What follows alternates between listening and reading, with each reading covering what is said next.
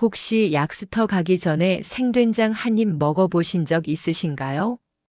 뙤약볕에 발바닥이 갈라질 것 같던 심리 자갈길, 어머니는 9살 아들을 이끌고 아주 먼 산기슭 물탕으로 향하셨습니다. 그런데 어머니가 제 입에 억지로 밀어넣은 건 다름 아닌 혀끝이 아릴 정도로 짠 된장이었습니다. 그 짠 된장 속에 숨겨진 눈물나게 달콤한 비밀, 그 여름날 하루의 추억을 여러분께 배달해 드립니다. 9살 여름방학의 어느 하루였습니다. 어머니의 손을 꼭 잡고 집에서 아주 먼 곳에 있다는 물탕이라는 곳으로 향하던 날이었죠. 지금의 잣대로 보면 그저 산기슭의 평범한 약수터일지도 모릅니다. 하지만 오래전 그 시절 척박한 산골을 살아가던 9살 소년에게 그곳은 세상 끝에 숨겨진 비밀의 낙원과도 같았습니다. 오늘은 저와 함께 그 뜨거웠던 여름 속으로 여행을 떠나보시겠습니다. 사실 그 시절 시골의 여름은 낭만과는 거리가 참 멀었습니다. 아이들까지 고사리 손을 보태야만 하는 고단한 계절이었으니까요. 가장 먼저 떠오르는 건 김매기입니다. 어른들이 논 안쪽에서 허리를 깊이 굽혀 자풀을 뽑아낼 때면 우리 꼬맹이들은 논둑 주변의 연한 풀들을 맡았습니다. 진흙 속에 발을 담그면 미끈거리는 흙탕물이 발가락 사이를 비집고 들어왔고 때로는 보이지 않는 거머리가 종아리에 달라붙어 피를 빨기도 했지요. 무서워서 울음이 터질 법도 했지만 옆에서 묵묵히 땀 흘리시는 아버지의 뒷모습을 보면 꾹 참으며 다시 풀뿌리를 움켜쥐어야 했습니다. 모내기 철은 더 고됐습니다. 어른들이 못줄을 넘기며 모를 심어 나갈 때 아이들은 못단 나르기를 맡았거든요. 진흙이 잔뜩 묻어 묵직해진 못단을 가슴에 안고 논두렁을 아슬아슬하게 뛰어다녔습니다.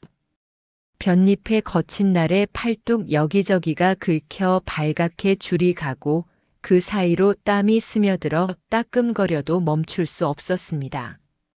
우리가 제때 못단을 던져주지 않으면 어른들의 일손이 멈춰버렸기 때문입니다.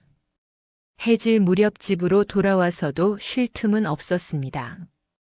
마당 가득 널어놓은 보리가 갑작스러운 소나기에 젖을까봐 서둘러 멍석을 말아들이고 산더미처럼 쌓인 쇳골을 작두로 써는 어른들 옆에서 풀을 가지런히 모아 건네야 했죠.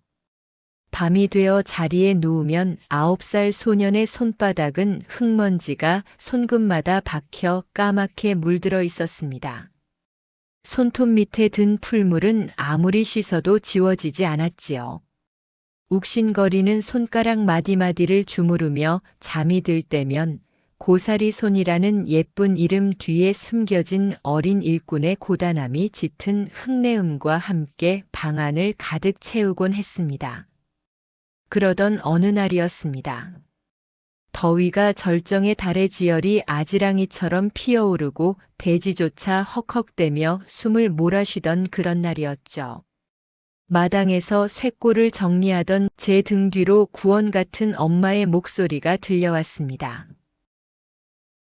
오늘 엄마 물탕 갈 건데 우리 아들도 엄마랑 같이 갈래? 생각할 필요조차 없었습니다. 엄마의 말이 채 끝나기도 전에 제 눈은 이미 밤하늘의 은하수처럼 반짝였고 입가에는 주체할 수 없는 미소가 귀에 걸렸습니다. 물탕이라니요. 그 이름만 들어도 가슴이 콩닥거렸습니다. 동네 형들이 침을 튀겨가며 자랑하던 그 신비로운 곳. 거대한 고목나무들이 수호신처럼 서 있고 그 아래서 이 세상 것이 아닌 듯 차가운 약수가 콸콸 솟아난다는 곳 말입니다. 그 물로 몸을 씻기만 하면 땀띠는 물론이고 웬만한 병은 싹 나아버린다는 만병통치약의 성지. 단 한 번도 가보지 못한 미지의 세계였지만 제 마음은 이미 단숨에 고개를 넘어 그 시원한 물탕 속에 풍덩 빠져 있었습니다. 우리는 서둘러 여행 채비를 마쳤습니다.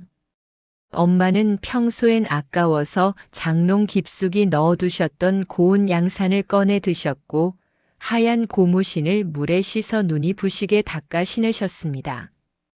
그리고 드디어 시작된 대장정, 십리길. 요즘이야 4km는 에어컨 빵빵한 차로 5분이면 가는 눈 깜짝할 거리지만 9살 꼬마의 짧은 다리로 걷는 그 길은 끝도 없이 이어지는 지평선 같았습니다. 길은 온통 비포장 자갈길이었습니다. 발바닥으로 전해지는 돌멩이들의 까칠한 아우성, 그리고 햇볕에 달궈진 땅의 열기. 그 뜨거운 기운이 발목을 타고 종아리로 다시 온몸으로 스멀스멀 올라왔습니다. 하지만 이상하게도 전혀 힘들지 않았습니다.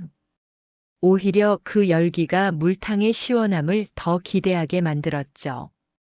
한참을 씩씩하게 걷다 보니 사달이 났습니다. 제 낡은 검정 고무신 한쪽이 욕심 많은 자갈 틈에 콱 걸리더니 훌러덩 벗겨져 저 멀리 날아가 버린 겁니다. 엄마, 엄마 잠깐만. 멈춰 선 제 다급한 목소리에 앞서가던 엄마가 뒤를 돌아보셨습니다.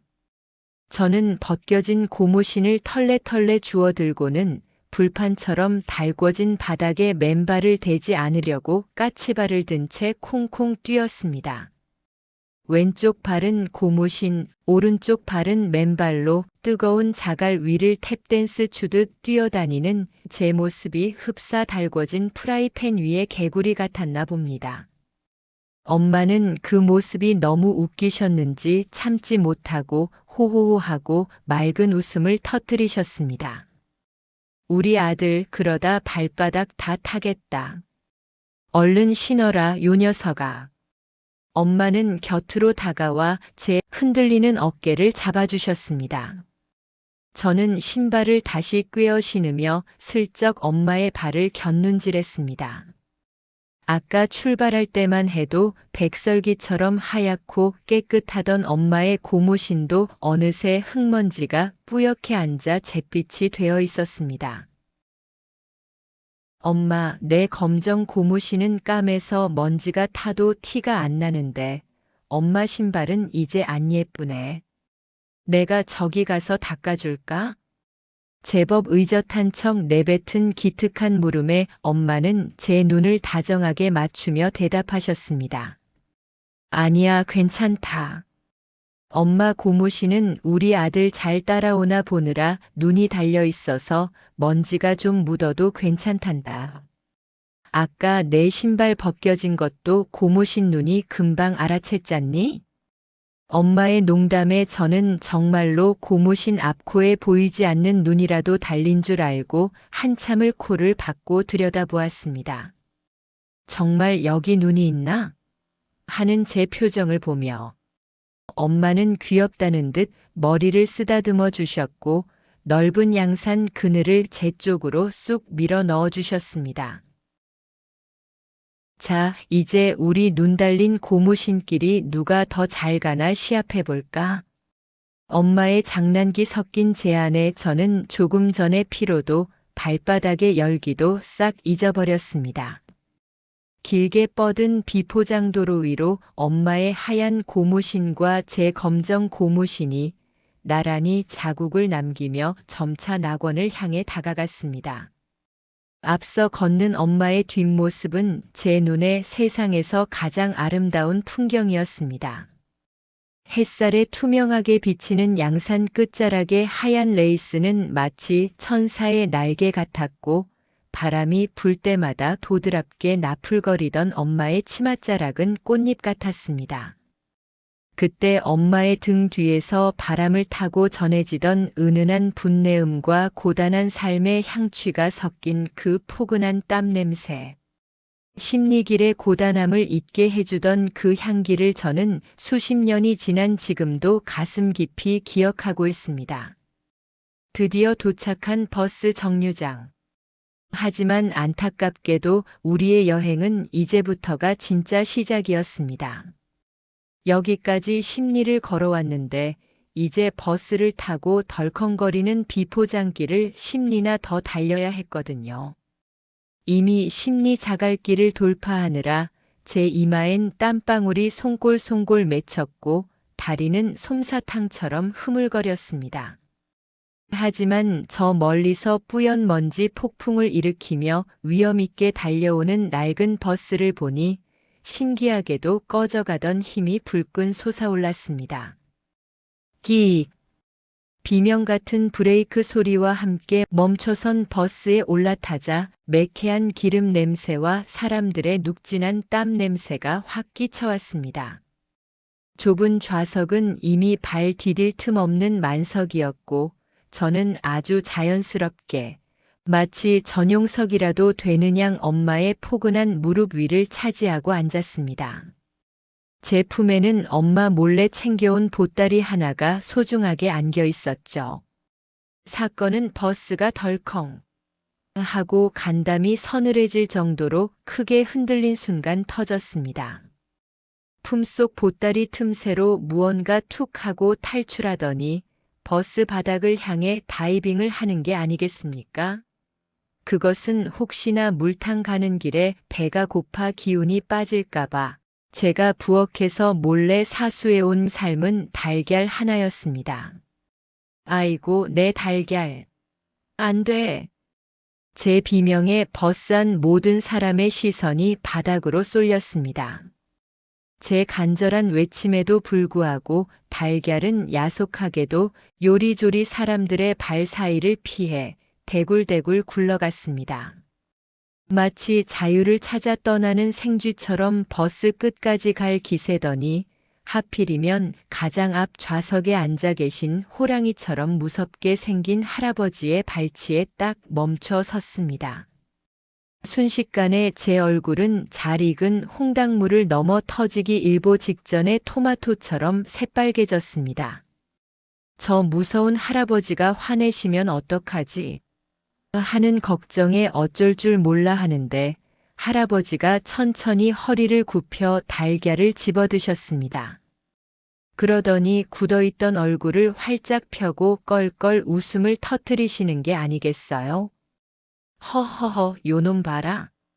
이 귀한 보물을 내 발밑까지 직접 배달해 주다니. 이거 아주 기특한 놈이구나. 얘야, 정성이 가상하니 내가 그냥 꿀꺽 먹어버려도 되겠느냐? 울상이 되어 고개를 저으려던 찰나 할아버지는 장난기 가득한 눈빛으로 달걀을 제 작은 손에 꼭 쥐어주셨습니다. 장군님, 보물 여기 있다. 잘 챙기거라. 물탕 차가운 물에 발 담그고 까먹으면 세상 부러울 게 없겠구먼. 그제야 긴장했던 엄마와 주변 승객들이 참았던 웃음을 빵 터뜨렸습니다. 버스 안은 순식간에 정겨운 웃음바다가 되었죠. 엄마는 제 헝클어진 머리를 쓰다듬으며 제 귀에 대고 짓궂게 속삭이셨습니다. 우리 아들, 언제 이렇게 엄마 몰래 든든한 비상식량까지 챙겼어? 부끄러움에 저는 엄마의 품속 깊이 얼굴을 묻어버렸습니다. 하지만 코끝에 닿는 엄마의 분내음과 그 속에 섞인 부드러운 웃음소리가 어찌나 달콤하고 좋던지 달걀을 잃어버릴 뻔한 소동마저 행복한 추억으로 변해가고 있었습니다. 비포장도로의 울퉁불퉁한 요철을 지날 때마다 버스는 널뛰기를 하듯 요동쳤고 제 몸도 덩달아 이리저리 흔들렸지만 창밖으로 스치는 풍경은 그 어떤 영화보다도 찬란했습니다. 길가 양옆으로 도열한 키 큰 미루나무들은 연두빛 잎사귀들을 뒤집으며 우리에게 열렬한 환영의 인사를 건네고 있었고 버스 뒤편으로는 뽀얀 먼지 구름이 뭉게뭉게 피어올라 마치 우리가 구름 위를 달리는 듯한 착각을 불러일으켰습니다. 비록 몸은 흔들리고 먼지는 뒤집었었지만 엄마 무릎 위에 앉아 바라보던 그 풍경은 9살 소년의 기억 속에 가장 빛나는 여름의 한 페이지로 박제되었습니다. 마침내 고대하던 비밀의 낙원, 물탕에 발을 들였습니다. 입구에 들어서자마자 수백 년은 좋게 살았을 법한 울창한 고목들이 하늘을 빈틈없이 메우고 있었죠. 마치 거대한 초록 지붕 아래로 초대받은 기분이었습니다. 그 촘촘한 잎사귀 사이로 잘게 부서진 햇살들이 물 위로 쏟아지는데 그 모습이 꼭 누가 보석 가루라도 뿌려놓은 듯 눈부시게 일렁였습니다.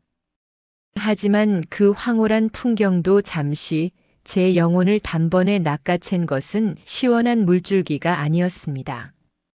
바로 물탕 초입에 털을 잡은 작은 전방이었죠. 그곳은 가난한 산골 소년에게는 보물 창고였습니다. 우리 동네 전방에서는 평생 구경조차 할 수 없던 신기루 같은 보물들이 촘촘한 철망 너머에 가득했거든요. 햇빛을 받아 영롱하게 빛나는 유리병 안에는 빨갛고 노란 왕눈깔 사탕이 나 좀 봐 하고 유혹하고 있었고, 번쩍이는 은박지에 쌓인 과자들은 귀족의 옷차림처럼 도도해 보였습니다. 게다가 보기만 해도 가슴 속까지 탄산이 터질 것 같은 녹색병의 사이다라니.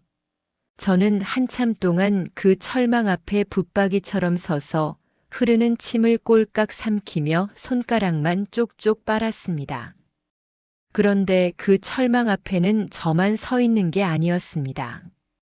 어디 근처 마을에서 왔는지 떼꾸정물이 꼬재재하게 흐르는 얼굴로 사탕병을 뚫어져라 노려보던 또래 아이들이 여럿 있었습니다. 그중 유난히 눈이 크던 한 아이가 떨리는 손으로 엄마의 해진 소매를 살며시 잡아 끌더군요. 엄마, 나 저거 딱 하나만 사주면 안 돼? 기어들어가는 아이의 목소리에는 간절함이 뚝뚝 묻어났습니다. 하지만 아이의 엄마는 고단한 삶의 무게가 층층이 배어있는 목소리로 아이의 손을 획 잡아챘습니다. 야 이놈아, 집에 가면 엄마가 노란 옥수수 가마솥에 한가득 쪄줄게. 얼른 와. 사탕 한 알의 사치를 허락받지 못한 아이들은 전방 앞을 떠나면서도 자꾸만 고개를 뒤로 돌렸습니다. 유리병 속에 담긴 그 알록달록한 빛깔을 눈동자에라도 꾹꾹 눌러 담으려는 듯 아이들의 갈망 어린 시선이 못내 제 가슴 한구석을 시리게 했습니다. 그들에게 그 전방은 세상에서 가장 가깝지만 동시에 가장 먼 나라의 풍경이었겠지요. 지금 생각해보면 그 사탕 하나를 사주지 못해 아이의 손을 거칠게 잡아 끌어야 했던 그 엄마의 속마음은 또 얼마나 문드러졌을까 싶어 코끝이 찡해집니다. 그런 제 마음을 읽으셨던 걸까요?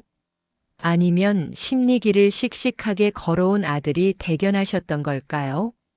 엄마는 살며시 웃으시더니 꽁꽁 묶어두었던 쌈짓돈 주머니에서 귀한 동전 하나를 꺼내 전방 주인에게 건네셨습니다. 그리고 제 손바닥 위에 묵직하고 커다란 눈깔 사탕 하나를 쥐어주셨습니다. 순간 주변에 있던 아이들의 부러움 섞인 시선이 제 손바닥 위로 화살처럼 쏟아지는 게 느껴졌습니다. 저는 마치 전리품을 챙긴 장군처럼 어깨를 으쓱하며 입이 터져라 사탕을 밀어 넣었습니다. 엄마, 오늘 정말 최고야. 우리 엄마가 세상에서 제일 예뻐. 입안 가득 차오르는 진득한 달콤함에 저는 그 순간 세상에서 가장 부유한 사람이 되었습니다. 물탕의 시원함보다 더 강력하게 제 뇌리에 박힌 것은 바로 그 사탕 한 알이 안겨준 짜릿하고도 달콤한 우월감이었습니다.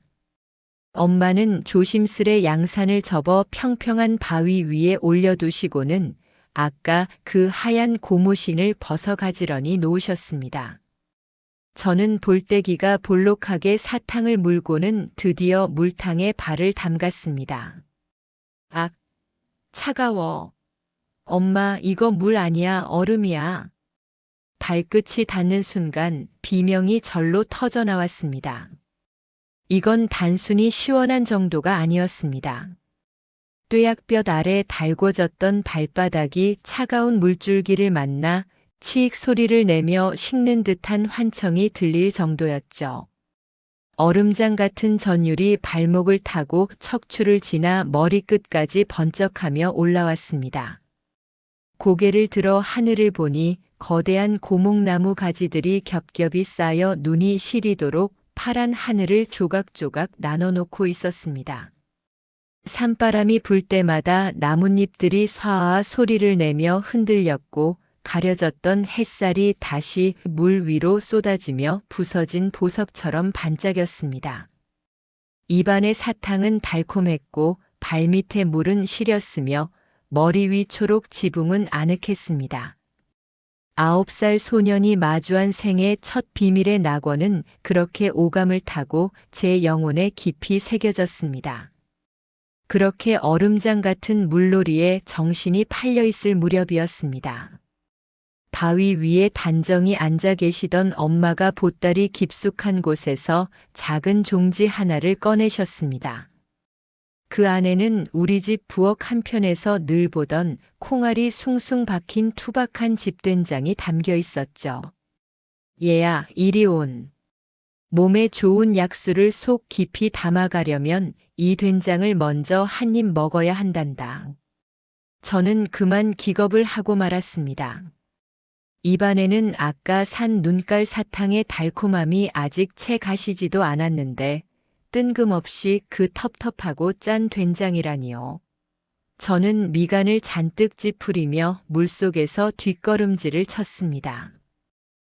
엄마. 이 짠 걸 어떻게 그냥 먹어요? 싫어요. 절대로 안 먹어. 하지만 엄마는 요지부동이셨습니다. 오히려 더 묵묵하고 단호한 손길로 된장을 조금 떼어 제 입술가로 쑥 가져다 대셨죠. 다 너 건강해지라고 그러는 거야.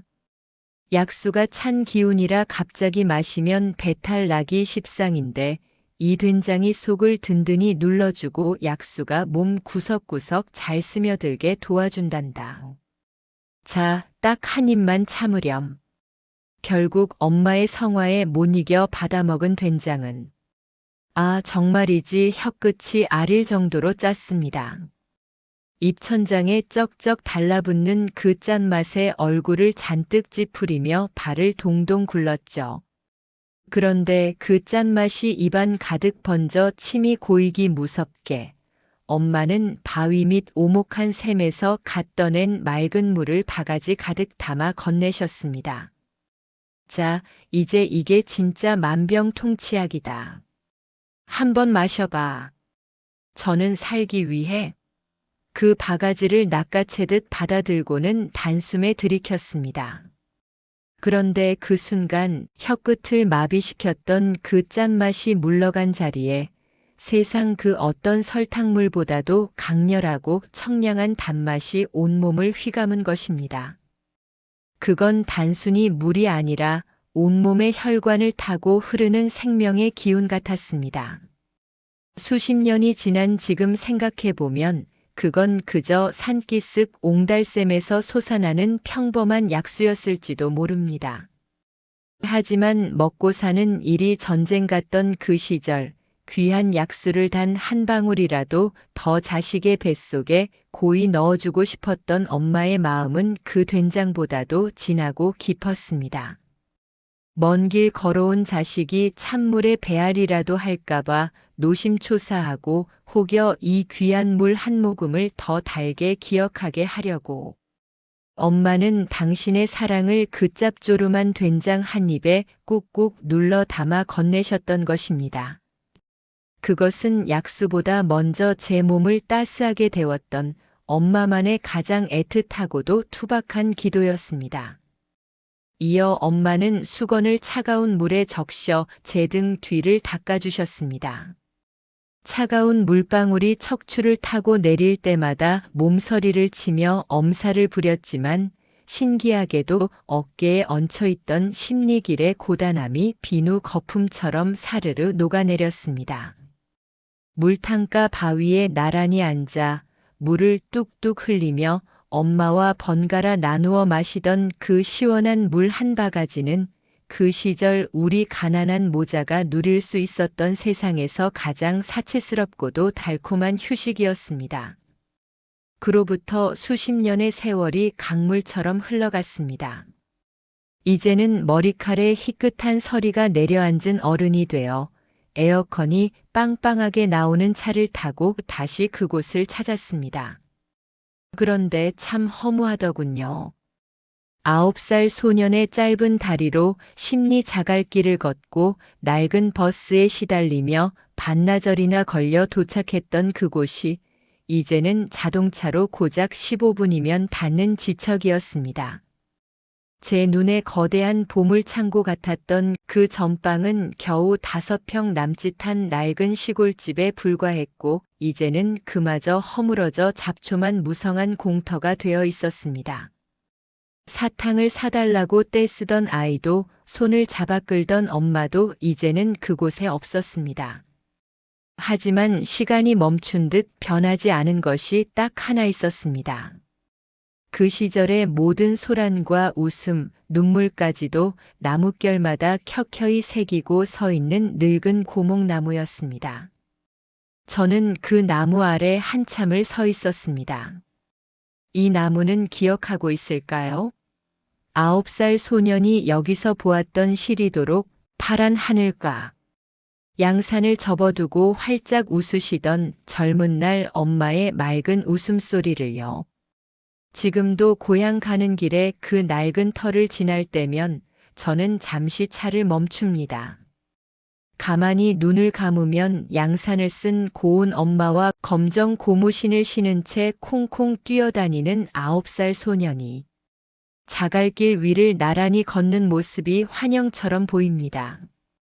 코끝이 찡해지는 짠 된장 맛 뒤에 찾아오던 그 시원한 약수 한 모금의 기억.